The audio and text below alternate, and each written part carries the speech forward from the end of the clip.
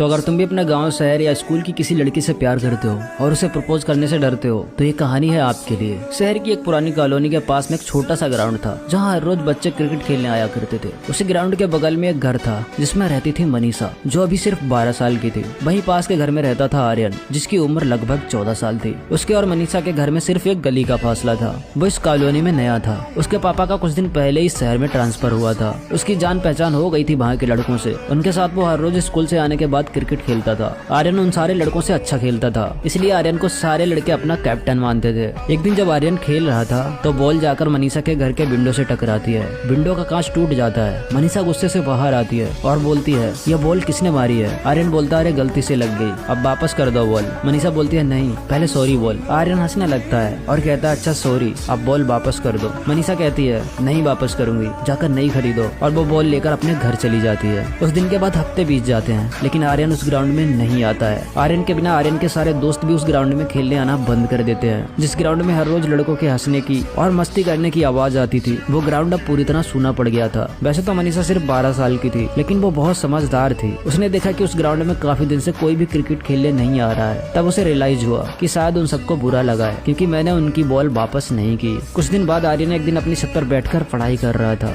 तभी मनीषा अपनी छत पर आती है। वो देखती है आर्यन अपनी छत पर बैठकर पढ़ाई कर रहा है। वो भागकर नीचे जाती है और जो बॉल आर्यन को उसने वापस नहीं की थी, उस बॉल को उठाकर जल्दी से ऊपर आती है और उस बॉल के ऊपर मारकर पेन से बड़ा सा सॉरी लिखती है और फिर आर्यन की छत पर उसे फेंक देती है। बॉल आर्यन के पास जाकर गिरती है। आर्यन बॉल उठाता है तो देखता है उस पर बड़ा सा सॉरी लिखा है। फिर वो पीछे मुड़कर देखता है तो उसे दिखाई देता है मनीषा अपने दोनों कान पकड़कर उठक बैठक कर रही थी और धीरे धीरे बोल रही थी, सॉरी, मुझे माफ कर दो। आर्यन को मनीषा की याद बहुत पसंद आती है। आर्यन मनीषा को देखकर हंसने लगता है तो मनीषा शर्माकर नीचे भाग जाती है और फिर यहीं से स्टार्ट होती है मनीषा और आर्यन की कहानी।